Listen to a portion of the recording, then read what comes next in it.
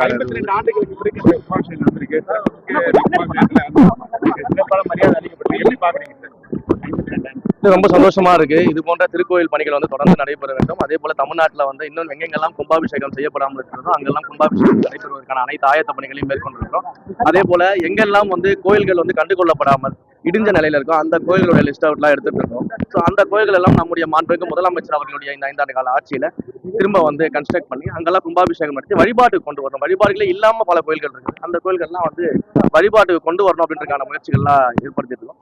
நிச்சயமாக தமிழ்நாடு மக்களும் பக்தர்களும் மிகப்பெரிய அளவில் மகிழ்ச்சி பெறக்கூடிய அளவுக்கு மாண்புமிகு முதல்வர் அவருடைய ஆட்சியில் இந்து சமய அறநிலையத்துறை செயல்பாடுகள் இப்போ எல்லாமே முறைப்படுத்துவதற்கான ஆயத்த பணிகள் எடுத்துக்கிட்டு இருக்கோம். அதற்கான ஆய்வுகள் நடந்துட்டு இருக்கு. ஏன்னா நீங்க சொல்லக்கூடிய விஷயங்கள்லாம் மிகப்பெரிய விஷயங்கள், கடந்த பல்லாண்டுகளாக இருக்கக்கூடிய பிரச்சனைகள், அதையெல்லாம் சரி பண்றது கொஞ்சம் டைம் கொடுங்க, அவகாசம் கொடுங்க, ஒவ்வொன்றா பண்ணிக்கிட்டு இருக்கிற நிச்சயமா நடக்கும். நன்றி.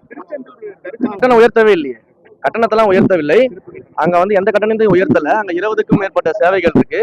அந்த 20க்கும் மேற்பட்ட சேவைகள் அதே கட்டணத்தான் நீடிக்குது. நிர்வாக ரீதியாக சில முறைகேடுகள் அங்க இருந்தது வந்து நமக்கு தெரிய வந்துச்சு. அதற்காக இப்படி ஒரு கட்டண உயர்வை ஏற்கனவே வந்து அதிகாரிகள் பரிசீலித்து வச்சு அதற்கான பொதுமக்களுடைய கருத்து கேட்பு, புரியுதுங்களா, பொதுமக்களிடையே வந்து கருத்து கேட்கக்கூடிய அந்த கருத்தை தான் கேட்டுருக்காங்க தவிர்த்து விலையெல்லாம் உயர்த்தல. நிறைய இடங்கள்ல வந்து விலை உயர்த்தப்பட்டுச்சுன்ற தவறான தகவல் பரப்பப்பட்டிருக்கு. பொதுமக்கள்கிட்ட கருத்து தான் கேட்டுக்கிறாங்க. பொதுமக்கள் கருத்துல வந்து இந்த உயர்த்த வேண்டாம்னு சொன்னா நாங்க உயர்த்த போறது கிடையாது. பொதுமக்களுடைய கருத்தை தாண்டி இந்த அரசாங்கம் எந்த விதமான முடிவையும் எடுக்காது. பொதுமக்கள் என்ன சொல்றாங்களோ அதன்படிதான் இந்த அரசாங்கம் நடக்கும்.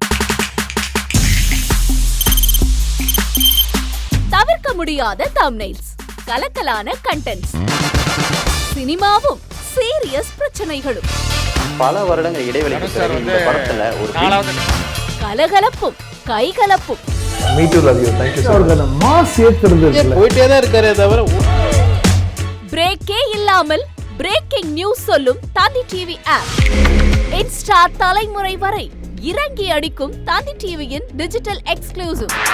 அது தண்ணிக்குள்ள போகும்போது ஹேங் ஆயிடுச்சு. உங்களுக்கு விஜய் சார் எந்த அளவுக்கு ரொம்ப பிடிக்கும்? Of course, Malayalis are huge Vijay sir fans. ரெண்டு பேருமே ரொம்ப பிடிக்கும் எனக்கு.